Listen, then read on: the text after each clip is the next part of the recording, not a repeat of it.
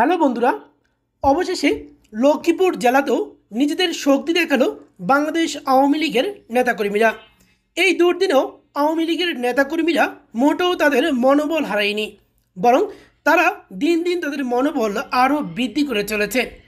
তো প্রিয় দর্শক, আপনারা আজকে একটি বিষয় জানলে আপনাদের খুব খুশি হবেন, সেটা হচ্ছে লক্ষ্মীপুর জেলাতেও কিন্তু আওয়ামী লীগের ছাত্রলীগ, যুবলীগ, আওয়ামী লীগ তারা কিন্তু একটি সাহসের পরিচয় দিয়েছে।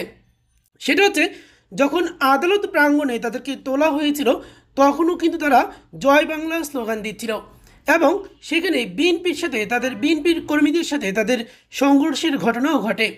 তাহলে চলুন আমরা বিস্তারিত বিষয়টি একটু জেনে নেই। আদালত প্রাঙ্গণে আবারও জয় বাংলা স্লোগান নামে এটা দৈনিক জনকণ্ঠ পত্রিকাতে এই রিপোর্টটি করা হয়েছে কিছুক্ষণ আগে। আসামিদের আদালতে তোলার সময় লক্ষ্মীপুরে আদালত প্রাঙ্গণে জয় বাংলা স্লোগান দিচ্ছিল। আদালত প্রাঙ্গণের এমনই একটি ভিডিও ভাইরাল হয়েছে যেখানে দেখা গেছে কয়েকজন আসামি জয় বাংলা বলে স্লোগান দিচ্ছিল। তো প্রিয় দর্শক, আপনারা দেখতে পাচ্ছেন যে আওয়ামী লীগের যে নেতাকর্মী, আওয়ামী লীগ, ছাত্রলীগ, যুবলীগের যেই নেতাকর্মীদেরকে পুলিশ গ্রেপ্তার করে তারা আদালতে তুলতে যাচ্ছিল, গ্রেপ্তার অবস্থাতেই কিন্তু আওয়ামী লীগের নেতাকর্মীরা জয় বাংলা স্লোগান দিতে কোনো ভয় পায়নি। তো আওয়ামী লীগের কিন্তু এই যে লক্ষ্মীপুর জেলার মতো যেখানে বিএনপি অধ্যুষিত জেলা, সে লক্ষ্মীপুর জেলাতে কিন্তু বরাবরই আওয়ামী লীগ একটি শক্তিশালী, আওয়ামী লীগের একটি শক্তিশালী অবস্থান রয়েছে। লক্ষ্মীপুর জেলাতে যদিও জামায়াত, বিএনপি তারা শক্তিশালী, কিন্তু সাংগঠনিকভাবে লক্ষ্মীপুর জেলাতে আওয়ামী লীগেরও প্রভাব রয়েছে অনেক। তো লক্ষ্মীপুর জেলার আওয়ামী লীগের নেতাকর্মীরা কিন্তু খুবই সাহসের পরিচয় দিয়েছে এবং আওয়ামী লীগের নেতাকর্মীরা যে তাদের মনোবল, তাদের শক্তি যে হারায়নি, এটার মধ্যে কিন্তু এই স্লোগানের মধ্যে কিন্তু তারা প্রমাণ করেছে। এই সময় বিএনপি নেতাকর্মীরা তাদের উপর চড়া হয় এবং হামলার ঘটনা ঘটে। তো কেউ জয় বাংলা স্লোগান দিলে তার উপর কেন চড়া হইতে হবে, এটা হচ্ছে প্রশ্ন। তো আহ, জয় বাংলা স্লোগান দিতেই পারে, দলের স্লোগান তো একজন মানুষ দিতেই পারে, এটা স্বাধীনতার স্লোগান। তো আসলে এইভাবে হামলা করাটাও কতটুকু উচিত হয়েছে আপনারা অবশ্যই কমেন্ট করবেন। এই ঘটনাটি নিয়ে রাজনৈতিক অস্থিরতা সৃষ্টি হয়েছে এবং পরিস্থিতি উত্তপ্ত হয়েছে।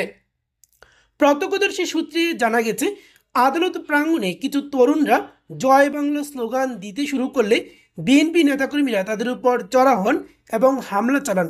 জয় বাংলা স্লোগানের পাল্টা হামলা হয়, এটা কতটুকু অসভ্যতা একবার চিন্তা করেন, কতটা বর্বর মানসিকতা। এই ঘটনার পর আইন শৃঙ্খলা রক্ষাকারী বাহিনী ঘটনাস্থলে পৌঁছানোর চেষ্টা করেছে, তবে তাৎক্ষণিকভাবে ঘটনার ব্যাপারে বিস্তারিত তথ্য পাওয়া যায়নি। এ ধরনের ঘটনা রাজনৈতিক উত্তেজনা বৃদ্ধি করে এবং অনেক সময় আইন শৃঙ্খলার অবনতি ঘটাতে পারে। এই হামলার ঘটনায় স্থানীয় জনগণ এবং রাজনৈতিক দলগুলো উদ্বেগ প্রকাশ করেছে। তো প্রিয় দর্শক, আপনারা কিন্তু এই লাইনটিতে দেখতে পাচ্ছেন, এখানে কিন্তু বলা আছে যে এই ঘটনায় স্থানীয় জনগণ এবং রাজনৈতিক দলগুলো, অর্থাৎ এই হামলার ঘটনায়, তো এভাবে কেউ জয় বাংলা স্লোগান বললে তার বিপরীতে কিন্তু বিএনপি বা জামায়াতের কর্মীরা পারলে তাদের স্লোগানটা তারা দিতে পারতো, কিন্তু স্লোগানের বিপরীতে হামলা করা, মানুষকে মারধর করা, এটা কতটুকু সভ্যতার মধ্যে পড়ে, তো এটা অবশ্যই আপনারা কমেন্ট করে জানাবেন।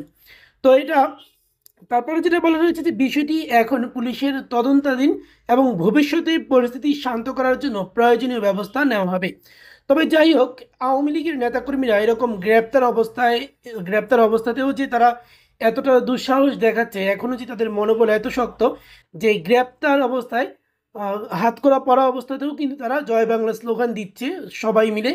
তো এটা কিন্তু আসলে আওয়ামী লীগের যে ফিরে আসা বা আওয়ামী লীগ যে আবারও শক্তিশালী হয়ে ফিরে আসবে, যেহেতু তাদের নেতাকর্মীদের যদি এত দুঃসাহস থাকে, এত সাহস যদি তাদের মধ্যে থাকে, তাহলে সেই দল অবশ্যই আবার কিন্তু তারা ফিরে আসার সম্ভাবনা রয়েছে, যেহেতু দলের নেতাকর্মীরা কিন্তু এখনও এতটা চাঙ্গা, এতটা সাহস নিয়ে আছে।